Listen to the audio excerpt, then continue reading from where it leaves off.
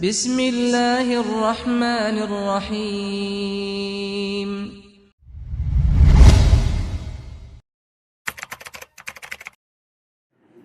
Bismillahirrahmanirrahim. Assalamualaikum warahmatullahi wabarakatuh.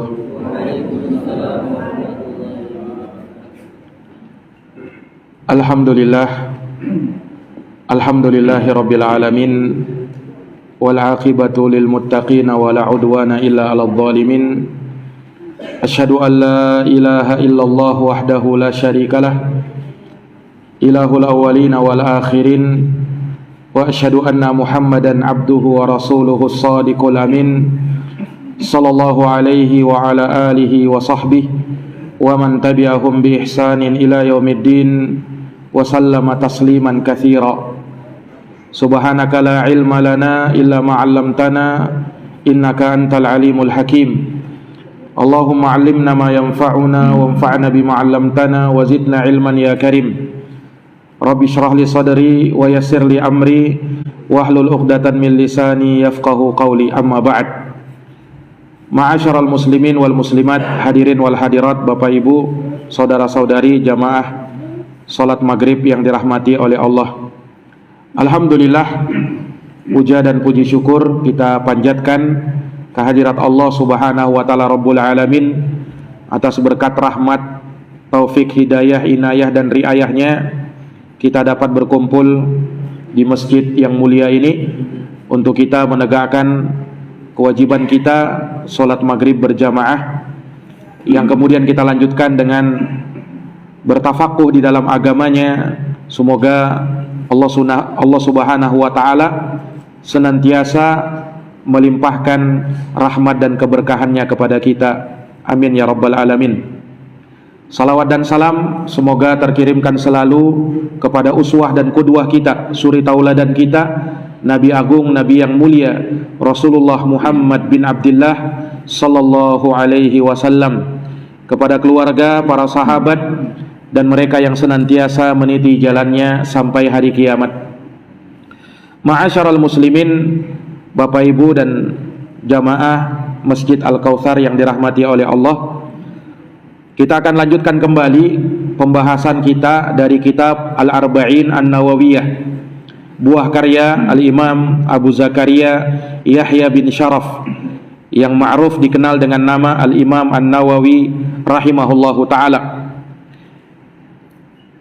Kita akan masuk pada Al-Hadithur Rabi' wa Thalathun, hadis yang ke-34 dari kitab Arba'in Nawawiyah, 42 hadis. Kita sudah sampai hadis yang ke-34. Kata Imam Nawawi, an Abi Sa'idin al-Khudri radhiyallahu anhu qala, sami'tu Rasulullah sallallahu alaihi wasallam yaqul, man ra'a minkum munkara falyughayyirhu biyadihi, fa illam yastati' fa bilisanihi, fa illam yastati' fa biqalbihi, wa dzalika adhaful iman. Rawahu Muslimun.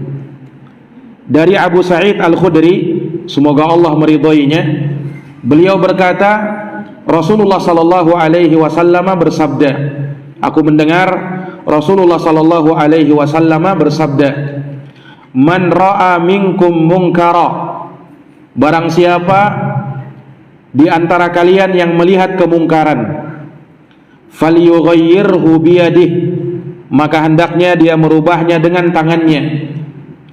Fa illam yastati' fa bilisanihi, kalau dia tidak mampu maka rubah dengan lisannya. Fa illam yastati' fa biqalbihi, dan kalau dia tidak mampu maka rubah dengan hatinya. Wa dzalika adhaful iman, dan hal tersebut, merubah kemungkaran dengan hati, merupakan selemah-lemahnya iman. Rawahu Muslim, hadits ini diriwayatkan oleh Imam Muslim di dalam kitab sahihnya pada nomor hadis 49. Para hadirin yang dirahmati dan dimuliakan oleh Allah, hadis yang mulia ini bersumber dari sahabat Abu Sa'id Al-Khudri. Telah berlalu dalam hadis nomor 32, Abu Sa'id Al-Khudri namanya Sa'ad bin Malik bin Sinan bin Tha'labah bin Ubaid bin Abhar bin Auf ibn al-Harith al-Khadraji al-Ansari radhiyallahu taala anhu.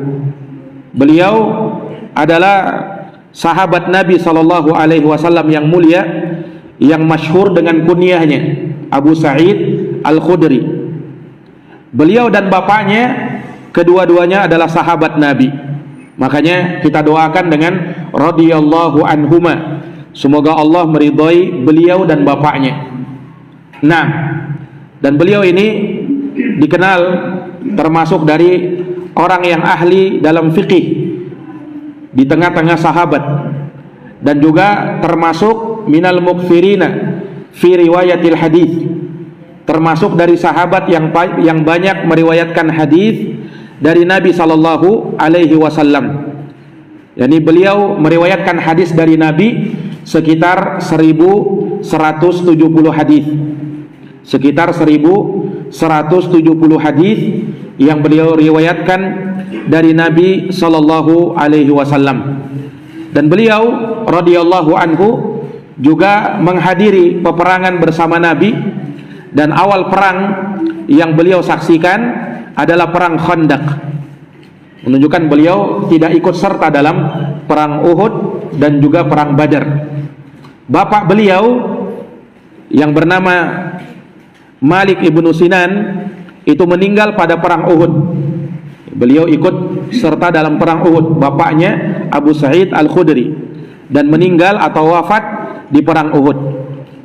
Nah, sementara Abu Sa'id Al-Khudri beliau menghadiri 12 peperangan bersama Nabi, dan perang pertamanya adalah perang Khandaq bersama Nabi sallallahu alaihi wasallam. Dan juga beliau ikut serta dalam Bai'atur Ridwan. Bai'atur Ridwan yaitu berbaiat dengan Nabi SAW di bawah pohon yang telah dipuji di dalam Al-Quran. Laqad radiyallahu 'anil mu'minina id yubayi'unaka tahta syajarah. Kata Allah Subhanahu wa taala, sungguh Allah telah meridhai orang-orang yang beriman tatkala mereka berbaiat dengan Nabi di bawah pohon. Ini yang dikenal dengan Bai'atur Ridwan. Dan Nabi menyebutkan la yadkhulun nara ahadun bai'a tahta syajarah. Tidak masuk ke dalam neraka seorang pun yang berbaiat di bawah pohon. Nah, salah satunya adalah sahabat mulia Abu Sa'id Al-Khudri radhiyallahu taala anhu. Nah, beliau juga yang meriwayatkan hadits ini, hadits terkenal. Dan sering kita mendengarkan hadits ini terkait dengan masalah kewajiban beramar ma'ruf nahi mungkar. Jadi hadits ini menjadi pondasi dasar terkait dengan permasalahan yang sering didengung-dengungkan, yaitu amar ma'ruf nahi mungkar. Hadits ini menjadi pokok pembahasan. Nah, terkhusus dalam pembahasan nahi mungkar, yaitu mencegah dari kemungkaran. Kita tahu amar ma'ruf artinya memerintahkan kepada kebaikan. Nahi mungkar artinya melarang dari kemungkaran. Nah, hadits yang mulia ini berbicara tentang nahi mungkar, yaitu upaya untuk mencegah dan melarang dari kemungkaran. Melarang dari kemungkaran. Nah, yang mana amar ma'ruf nahi mungkar itu menjadi dasar agama kita, pondasi asas pokok berdirinya agama kita. Tanpa amar ma'ruf nahi mungkar tidak akan ada kebaikan yang tersebar, dan tanpa amar ma'ruf nahi mungkar maka keburukan akan terjadi dan merajalela di mana-mana. Ya. Makanya yang namanya amar ma'ruf nahi mungkar itu bisa mengoptimalkan kebaikan terwujud di muka bumi dan akan meminimalisir segala keburukan yang ada, atau bahkan bisa menghilangkan kemungkaran tersebut. Tanpa amar ma'ruf nahi mungkar maka akan sulit ditegakkan kebenaran dan akan sulit dicegah yang namanya kebatilan. Semuanya akan ada manakala ditegakkan amar ma'ruf nahi mungkar. Oleh karenanya Rasulullah menjadikan hal ini sebagai agama. Rasulullah bersabda dalam hadis yang juga sudah pernah kita bacakan, ad-dinun nasihah. Agama adalah nasihat. Dan termasuk dari nasihat adalah melakukan amar ma'ruf nahi mungkar. Melakukan amar ma'ruf nahi mungkar. Dan seseorang yang beramar ma'ruf nahi mungkar, dia harus punya ilmu. Dia harus tahu ini ma'ruf, ini yang baik, sehingga ia perintahkan dirinya dan orang lain untuk melakukan kebaikan tersebut. Dan dia harus tahu bahwa perbuatan ini benar-benar mungkar, supaya dia bisa mencegah dirinya dan orang lain dari kemungkaran tersebut. Ya, jangan sampai karena dia tidak tahu mana yang ma'ruf dan mana yang mungkar, maka yang tadinya harusnya kita beramar ma'ruf nahi mungkar berubah menjadi amar mungkar nahi ma'ruf. Terbalik. Yang harusnya kita mencegah dari kemungkaran, memerintah kepada yang ma'ruf, tapi karena ketidaktahuan kita terhadap mana yang ma'ruf dan mana yang mungkar, maka jangan sampai kita justru memerintahkan yang mungkar dan mencegah dari yang ma'ruf. Nah, jangan sampai. Makanya para hadirin yang dirahmati oleh Allah, kita harus tahu ilmunya. Mana yang harus kita perintahkan dan mana yang harus kita larang, mana yang harus kita cegah. Jangan sampai keliru di dalam perkara ini. Para hadirin yang dirahmati dan dimuliakan oleh Allah Subhanahu wa taala, hadis ini mirip dengan apa yang disebutkan oleh Nabi sallallahu alaihi wasallam yang juga dalam Sahih Muslim dari sahabat Abdullah ibnu Mas'ud radhiyallahu an, mirip dengan hadis ini, tapi konteksnya lebih panjang lagi. Rasulullah bersabda, "Ma min nabiyyin ba'athahu Allahu fi ummatin qabli illa kana lahu min ummatihi hawariyuna wa ashab." Kata Rasulullah, tidak ada seorang pun nabi yang diutus oleh Allah pada sebuah umat sebelum saya, melainkan nabi tersebut memiliki penolong-penolong, pembela-pembela dan para sahabat dari kalangan umatnya. Jadi tidak ada seorang pun nabi melainkan ada temannya, ada sahabatnya, ada penolong dan pendukungnya. Nah, ya'khuduna bi sunnati, yang mana para sahabatnya itu berpegang teguh dengan sunnahnya, wa yaqtaduna bi amrih, dan berqudwah mengikuti perintahnya. Kemudian kata Nabi, "Tsumma innaha takhlufu min ba'dihim khulufun." Kemudian akan datang generasi-generasi setelah mereka, yaquluna ma la yaf'alun. Mereka ini berkata-kata, mengucapkan sesuatu yang mereka sendiri tidak kerjakan. Wa yaf'aluna ma la yu'marun, dan mereka mengerjakan sesuatu yang tidak diperintahkan. yakni terjadi penyimpangan. Terjadi apa? Penyimpangan.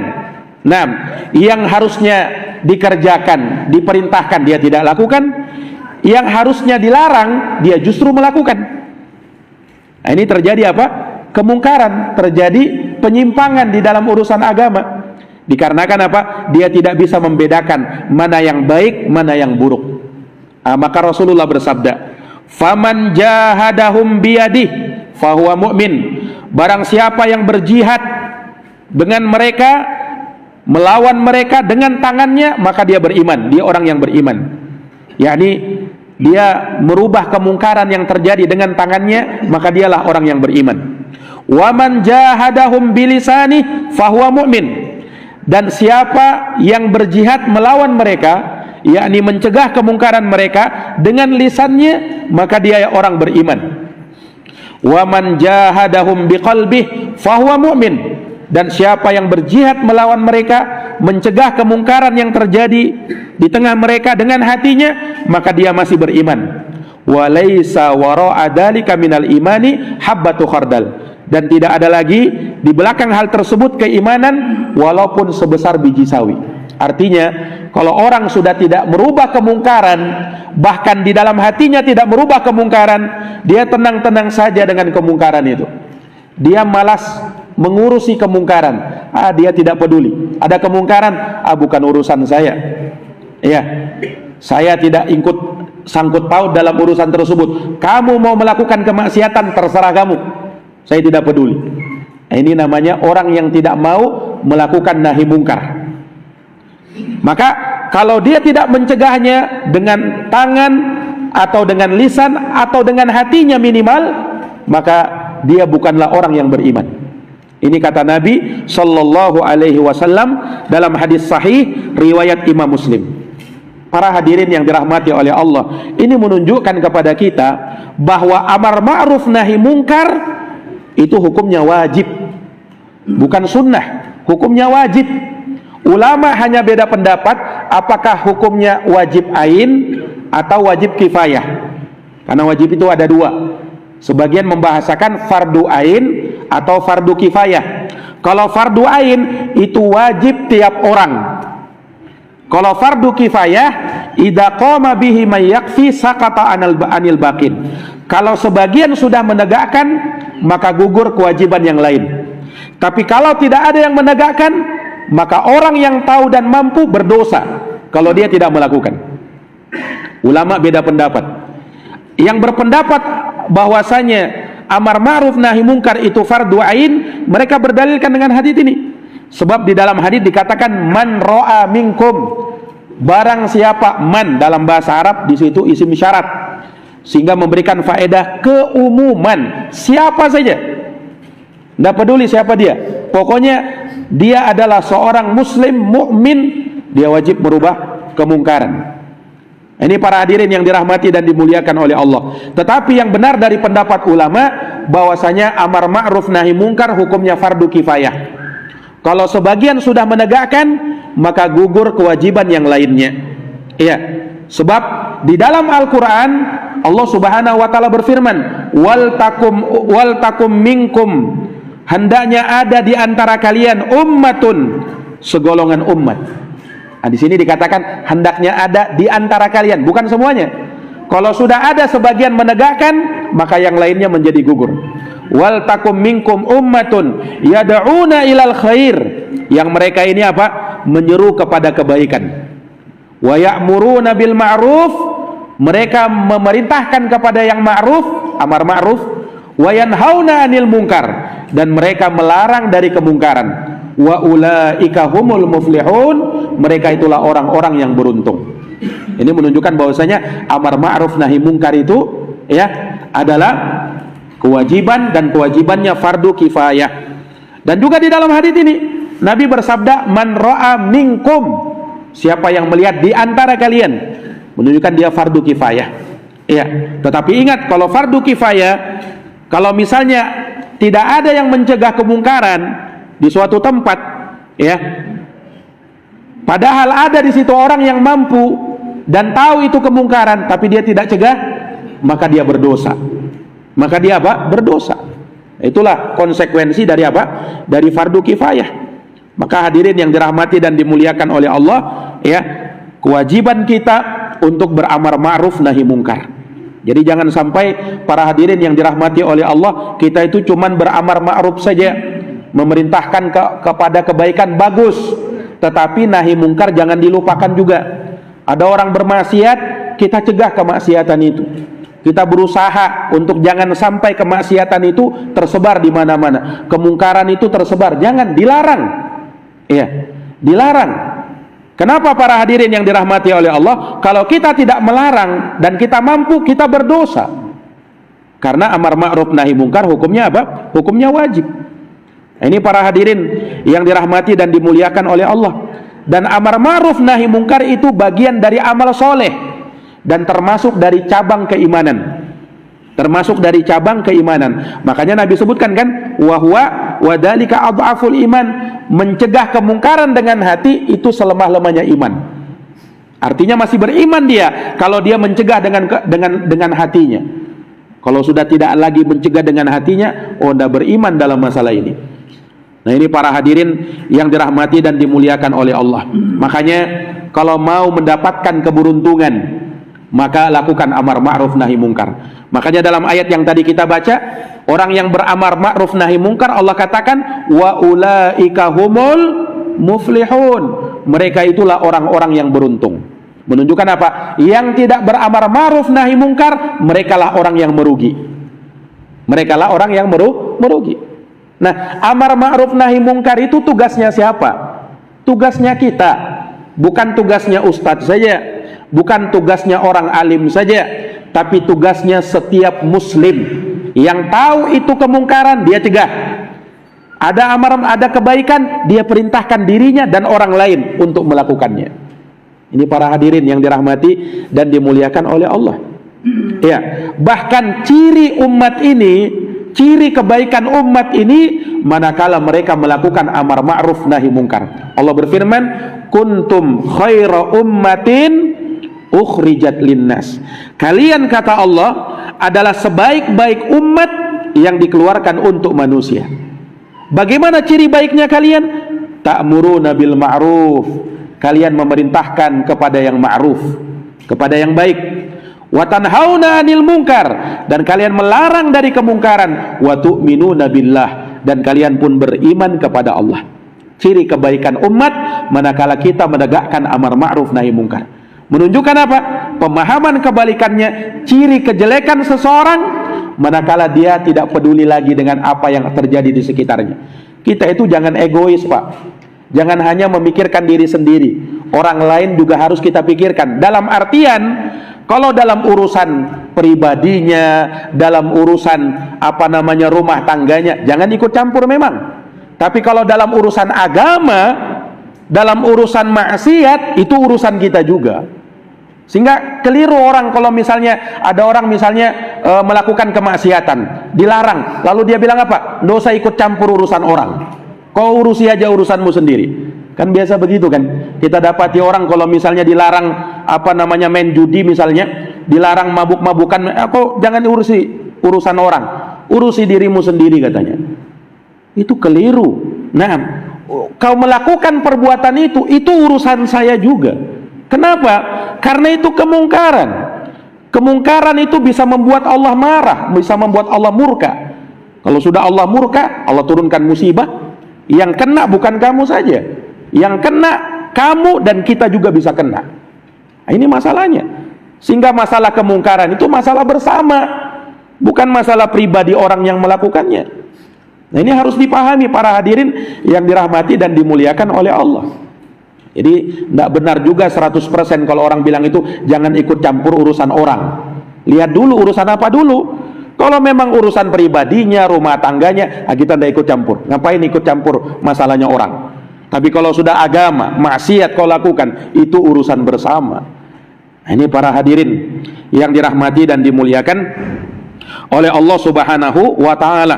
Makanya ya, Allah Subhanahu wa taala memuji di dalam Al-Qur'an orang-orang yang melakukan amar ma'ruf nahi mungkar, dan dicela orang-orang yang meninggalkan amar ma'ruf nahi mungkar. Allah berfirman di dalam Quran,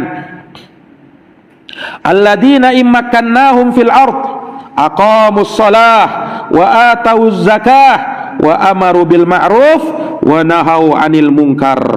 Kata Allah Subhanahu wa taala, orang-orang yang tatkala kami kokohkan kedudukan mereka di muka bumi, apa yang mereka lakukan?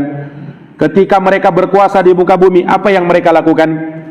Sebagian orang kalau sudah berkuasa berbuat semena-mena, berbuat zolim. Kenapa? Dia sudah punya kekuasaan. Itu terkadang sebagian orang begitu. Tetapi ini justru dia menegakkan sholat, dia tidak lupa sholatnya. Kekuasaan yang dia kuasai tidak membuat dia lalai dari sholatnya. Wa atau zakah, dia tidak lupa bayar zakat, dia tunaikan zakatnya. Kemudian lebih daripada itu, wa amaru bil ma'ruf wa nahau 'anil munkar. Dengan kekuasaannya dia memerintahkan orang lain untuk berbuat baik dan melarang dari kemungkaran.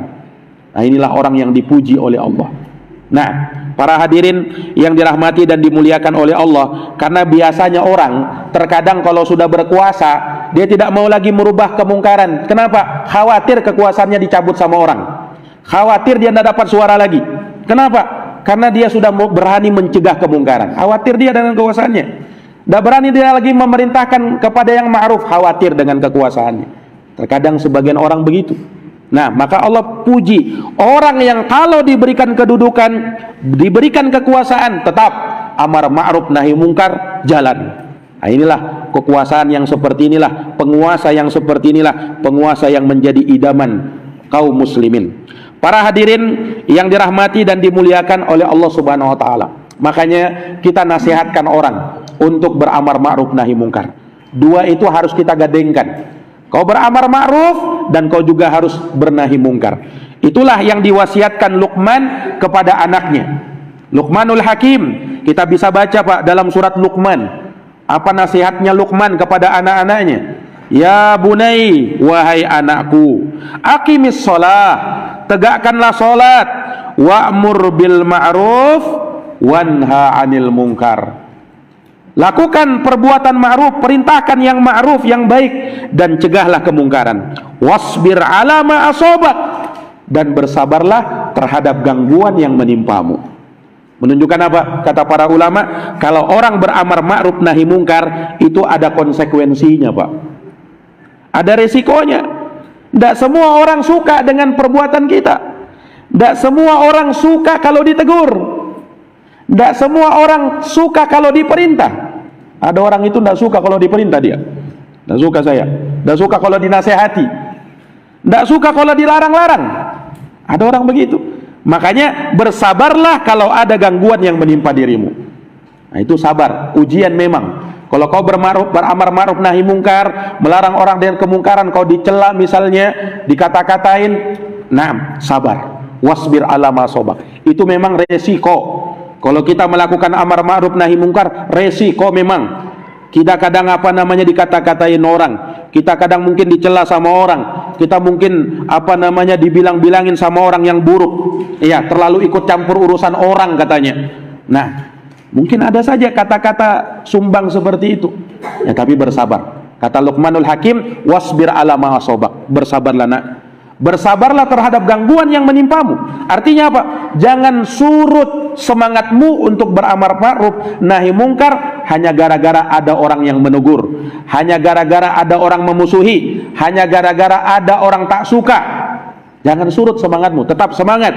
Yang kau lakukan itu kebaikan, yang kau lakukan itu perintah Allah. Jangan semangatmu kendor gara-gara ada yang tak suka. Lihat Nabi Pak, Rasul sallallahu alaihi wasallam ketika berdakwah, amar ma'ruf nahi mungkar juga kan.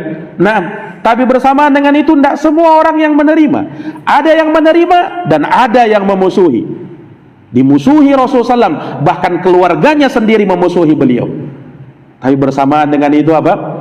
Allah Subhanahu wa taala kuatkan beliau dengan kesabaran. Makanya para nabi dan para rasul itu teruji memang kesabarannya, terutama nabi kita Muhammad sallallahu alaihi wasallam teruji memang kesabarannya. Nabi berdakwah ke Taif, mengajak manusia kepada Islam. Belum lagi sampai beliau mengucapkan kalimat-kalimat yang banyak, sudah dilempari Nabi Pak. Lempari dengan batu, berdarah keningnya Nabi. Subhanallah. Tapi Nabi sabar. Nabi katakan apa? Mereka itu tidak tahu. Allahumma ighfir li qaumi fa innahum la ya'lamun. Justru Nabi berdoa Pak, ya Allah ampunilah kaumku karena mereka itu tidak tahu sebenarnya. Mereka itu tidak tahu.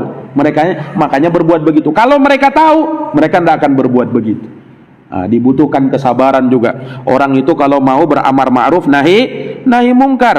Nah, ini para hadirin yang dirahmati dan dimuliakan oleh Allah Subhanahu wa taala. Dan ketahuilah, keselamatan dari kerugian manakala kita menegakkan amar ma'ruf nahi mungkar.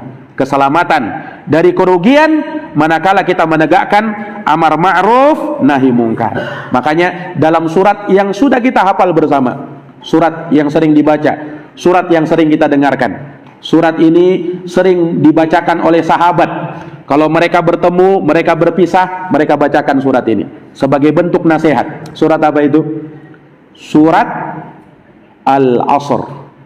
Wal Asr, demi masa. Innal insana lafi khusr. Sesungguhnya manusia berada dalam kerugian. Lihat, manusia itu merugi mereka. Diperkecualikan 4 golongan. Illal ladina amanu, kecuali orang yang beriman, wa amilus solihat, beramal soleh, wa tawasau bil haq, memerintahkan kepada kebenaran, saling nasihat menasihati dalam kebenaran, wa tawashaw bis sabar, dan saling nasihat menasihati dalam kesabaran. Dua yang terakhir ini amar ma'ruf nahi mungkar. Saling nasihat menasihati dalam kebenaran. Kebenaran, ada yang baik, yang benar, kita seru orang kepada hal tersebut. Saling nasihat menasihati dalam kesabaran. Ketika ada kemungkaran, kita butuh sabar untuk melarang orang dari kemungkaran tersebut. Amar ma'ruf nahi mungkar. Mau selamat dari kerugian, lakukan amar ma'ruf nahi mungkar. Nah, ini para hadirin yang dirahmati dan dimuliakan oleh Allah Subhanahu wa taala. Makanya ya, amar ma'ruf nahi mungkar ini adalah perkara yang sangat penting. Perkara yang sangat penting yang mesti kita tegakkan. Yang mesti kita tegakkan. Ya, para nabi dan para rasul tugasnya adalah beramar ma'ruf nahi mungkar. Ya kan? Misi mereka diutus apa? Mubasysyiran wa nadhira. Nabi dan rasul diutus oleh Allah mubasysyiran wa nadhira. Mubasysyiran, memberi kabar gembira. Siapa yang beramal soleh, melakukan amal kebaikan, kabar gembiranya surga. Wa nadhira, nadhira artinya memberi peringatan. Siapa yang melakukan kemungkaran, diperingatkan, awas nanti masuk neraka. Itu tugasnya Nabi dan Rasul alaihimussalatu wassalam. Maka siapa yang mengambil bagian amar ma'ruf nahi mungkar, maka dia telah mengambil tugasnya para Nabi dan para Rasul. Para jamaah yang dirahmati dan dimuliakan oleh Allah, di dalam Quran Allah ceritakan, Pak, orang-orang Yahudi dilaknat oleh Allah. Yang dilaknat itu bukan hanya orang awamnya, alim ulamanya dilaknat oleh Allah Subhanahu wa taala. Kenapa? Karena alim ulamanya, mereka kan tahu ilmu kan. Tapi ketika ada penguasa yang berbuat kemungkaran, ya, kemudian tersebar kemungkaran tersebut di tengah masyarakat, dia tidak mau rubah. Kenapa? Karena dia khawatir kehilangan dunianya. Khawatir dia kehilangan hartanya. Khawatir nanti dia dicabut dari pemberian-pemberian yang diberi sama orang kepada dia. Takut dia. Akhirnya dilaknat. Allah turunkan ayat di dalam Quran, Pak. Lu'inal ladzina kafaru. Telah dilaknat orang-orang kafir mim Bani Israel, dari kalangan Bani Israel Yahudi. Laknatnya diterima ala lisani Dauda wa Isa bin Maryam. Dari lisannya Nabi Daud dan Isa putra Maryam. Kenapa dilaknat? Dzalika bima asau. Mereka itu bermaksiat, wa kanu ya'tadun, dan mereka selalu melampaui batas.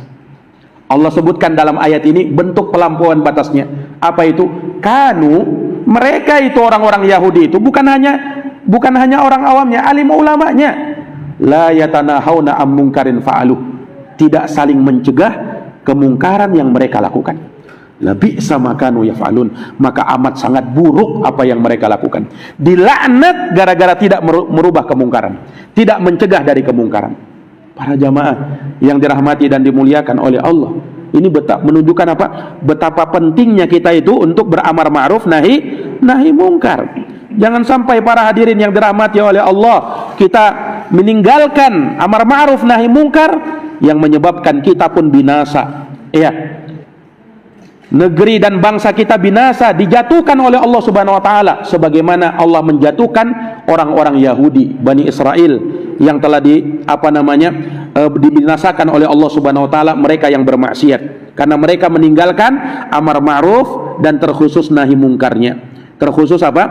Terkhusus nahi mungkarnya. Para hadirin yang dirahmati dan dimuliakan oleh Allah Subhanahu wa taala, ini ya, bahayanya orang yang tidak mencegah dari kemungkaran. Bahkan Rasulullah pernah bersabda di dalam sebuah hadis, kata Nabi sallallahu alaihi wasallam, "Ma min qaumin yu'malu baina dhahar 'ainaihi bil ma'asi wa hum qadiruna ala ayyughayyiruha thumma lam yughayyiruha illa yushaku ayyu ammahullahu biiqabim min ayya ummahumullahu biiqabim min." Tidak ada suatu pun kaum yang diperbuat kemaksiatan di depan matanya. Ada kemungkaran di depan matanya. Mereka mampu rubah, tapi dia tidak rubah. Dia masa bodoh. Acuh tak acuh, bukan urusan saya itu. Nah, tidak mau dia urus. Ya, Kata Nabi SAW, dia mampu rubah tapi dia tidak rubah, dikhawatirkan, kata Rasulullah. Kalau Allah turunkan musibah, semuanya kena musibah itu. Semuanya kena musibah itu. Para jamaah yang dirahmati oleh Allah. Artinya kena apa? Semuanya kena apa? Bukan hanya yang bermaksiat yang kena, yang tak bermaksiat pun kena. Kenapa dia kena? Dia tidak merubah dari kemaksiatan tersebut. Ini masalahnya. Para jamaah yang dirahmati dan dimuliakan oleh Allah. Suatu kampung misalnya, di kampung tersebut merajalela perzinahan, riba. Kemudian kita tidak mencegah kemungkaran itu, kemudian kita tinggal di kampung tersebut, khawatir Allah tenggelamkan kampung ini ketika tidak ada yang mencegah kemungkaran di kampung tersebut. Hati-hati. Para hadirin yang dirahmati oleh Allah, kita khawatirkan azab Allah turun. Karena azab Allah turun karena kemaksiatan manusia. Zaharal fasadu fil barri wal bahar bima kasabat aydin nas. Telah nampak kerusakan di darat dan di lautan. Kenapa? Gara-gara ulah tangan manusia sendiri. Mereka bermaksiat. Allah turunkan bencana. Wa ma asabakum min musibah fabima kasabat aydikum. Tidak ada satupun musibah yang menimpa kamu kecuali karena dosamu, kata Allah. Kecuali karena dosa. Nah, ini masalahnya, Pak. Para hadirin yang dirahmati oleh Allah, ketika kemungkaran sudah terang-terangan dilakukan, kemudian tidak ada usaha untuk menasihati, tidak ada usaha untuk mengingatkan, tidak ada usaha untuk memberikan peringatan kepada manusia, dia khawatirkan. Makanya penting di situ kita tegakkan yang namanya amar ma'ruf nahi mungkar. Para hadirin yang dirahmati dan dimuliakan oleh Allah Subhanahu wa taala. Iya. Allah Subhanahu wa taala berfirman di dalam Al-Qur'an, "Wattaqu fitnah la tusibannal ladzina dzalamu minkum khassah." Takutlah kalian kepada musibah, yang mana musibah itu tidak hanya menimpa kepada orang-orang zalim di antara kalian secara khusus. Artinya apa? Bisa juga menimpa orang baik. Bisa juga menimpa orang yang tak berbuat maksiat. Kapan itu? Ketika mereka tidak saling mencegah kemungkaran. Berarti masalah bersama enggak, Pak? Amar ma'ruf nahi mungkar ini ada kemaksiatan, masalah bersama enggak? Masalah bersama. Iya, masalah kita bersama ketika ada kemungkaran yang dilakukan. Makanya harus amar ma'ruf nahi mungkar. Ini para hadirin yang dirahmati dan dimuliakan oleh Allah Subhanahu wa taala. Suatu hari, Pak, pernah disebutkan Nabi SAW terburu-buru masuk ke rumahnya, ke rumah salah seorang istri beliau. Kemudian Nabi bersabda, "La ilaha illallah." Tidak ada Tuhan yang patut disembah kecuali Allah. "Wailun lil Arab." Celakalah bangsa Arab, min syarrin qad iqtarab, dari kejelekan yang hampir dekat menimpa mereka. Para sahabat kaget mendengar itu. Apa ini? Kejelekan apa ini? Kata Rasulullah SAW, "Futihal yaum radmu ya'juj wa ma'juj mislu hadihi." Hari ini, kata Nabi. Hari apa itu? Di hari itu, maksudnya Nabi SAW di hari itu, berarti sudah 15 abad yang lalu, telah terbuka ya benteng yang mengurung Ya'juj dan Ma'juj sebesar ini, kata Nabi. Sebesar apa? Sebesar ini. Tahu Ya'juj dan Ma'juj, Pak? Ini pembahasan akhir zaman ini. Pembahasan akhir zaman. Nanti di akhir zaman, setelah Dajjal dibunuh sama Nabi Isa alaihi salam, akan fitnah Dajjal itu kan sudah masyhur itu kan. Dajjal itu sudah dibunuh sama Nabi Isa alaihi salam di pintu Lut. Muncul ini bangsa yang kurang ajar ini, yaitu apa? Ya'juj dan Ma'juj. Yang dia tidak menyukai ada hal yang rapi, ada hal yang bagus, ada hal yang baik, kecuali pasti dihancurkannya. Dia tidak pandang bulu, mau muslim mau kafir dihancurkannya. Itu Ya'juj dan Ma'juj. Nah, kita bisa lihat, Pak, dalam surat Al-Kahfi, si Ya'juj dan Ma'juj ini, mereka bangsa, mereka suatu, bukan alien, bukan. Mereka bangsa manusia juga, tapi orang yang sangat jahat dan kejam. Disebutkan dalam surat Al-Kahfi, Raja Dzulqarnain itu sudah mengurung mereka di sebuah benteng yang kita tidak tahu wallahu alam di mana tempatnya itu. Nah, kita tidak tahu wallahu alam di mana tempatnya itu. Tapi sudah dibenteng, sudah dikurung sama si Raja Dzulqarnain ini. Nah, mereka tidak bisa keluar, tapi mereka berusaha untuk membolonginya. Tiap kali mereka bolongi terbuka, tertutup lagi. mereka bolongi, terbuka, tertutup lagi. Makanya ketika itu Nabi dapat wahyu dari Allah, kaget Nabi SAW. Hari ini kata Nabi, terbuka pintu benteng yang mengurung Ya'juj dan Ma'juj sebesar ini. Itu 15 abad yang lalu. Tak tahu zaman sekarang ini. Subhanallah. Nah, ini harus kita imani, karena Nabi SAW mengabarkan, sebagaimana Rasulullah mengabarkan Dajjal akan keluar di akhir zaman, Ya'juj dan Ma'juj juga akan keluar. Makanya fitnah Ya'juj dan Ma'juj itu lebih mengerikan daripada Dajjal juga. Kalau Dajjal mampu dibunuh sama Nabi Isa, kalau Ya'juj dan Ma'juj tidak mampu Nabi Isa membunuhnya. Imam Mahdi pun tidak mampu. Bayangkan dalam kisahnya itu Pak, dalam ceritanya itu, nanti suatu saat mungkin bisa kita ceritakan itu, kisahnya Ya'juj dan Ma'juj itu sangat mengerikan. Bagaimana Allah perintahkan kepada Nabi Isa sama Imam Mahdi supaya bersembunyi di sebuah gunung. Kalian tidak mampu menghadapi Ya'juj dan Ma'juj ini, saking banyaknya mereka, jumlahnya mereka. Nah, disuruh sembunyi. Siapa yang menghancurkan Ya'juj dan Ma'juj? Allah sendiri. Allah kirimkan ulat-ulat, kutu-kutu untuk memakan mereka. Maka matilah mereka bergelimpangan. Selesai urusannya Ya'juj dan Ma'juj. Nah, syahidnya di sini ketika Nabi mengabarkan bahwa hari ini kata Nabi, pintu Ya'juj dan Ma'juj terbuka sebesar ini kata Nabi SAW. Maka salah seorang istri beliau bertanya kepada Nabi, "Ya Rasulullah, anuhlaku wa fina salihun?" Ya Rasul, apakah kita akan binasa padahal di tengah-tengah kita masih ada orang-orang soleh?